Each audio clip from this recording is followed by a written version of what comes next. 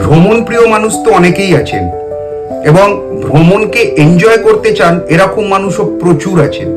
কিন্তু কিছু কিছু মানুষ আছে, দেখবেন যে তারা ভ্রমণে গিয়েও তারা কোনো না কোনোভাবে কোনো মন্দিরের খবর বা মন্দিরের খোঁজ ঠিক পেয়ে যায় এবং কোনো না কোনোভাবে সেই ভ্রমণে গিয়ে তারা কিন্তু সেই ভগবানের স্থানে, সেই দেবতার স্থানে বা সেই মন্দিরে একবার হলেও ঘুরে আসে বা পুজো দেওয়ার ইচ্ছা তাদের মধ্যে জাগে এবং এটা ঘটেও তাদের সাথে।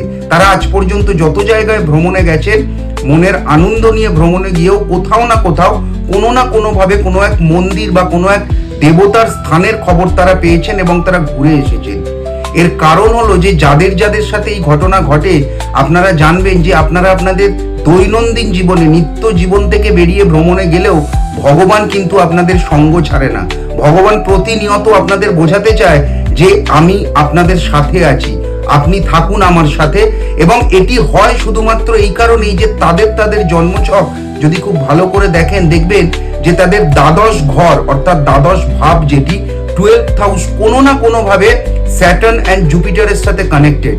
অর্থাৎ দ্বাদশ ভাবটা তাদের শনি এবং জুপিটার মানে বৃহস্পতির সাথে কোনো না কোনোভাবে সংযোগ করেছে, কোনো না কোনোভাবে কানেক্ট করে রেখেছে। সেই কারণেই কিন্তু আপনি বারংবার ভ্রমণে গিয়েও কোনো না কোনোভাবে, কোনো না কোনো সূত্রে কোনো ভগবান বা কোনো মন্দিরের খোঁজ পান এবং সেখানে আপনাকে আপনার জন্মচার্ট নিয়ে যেতে বাধ্য হয়।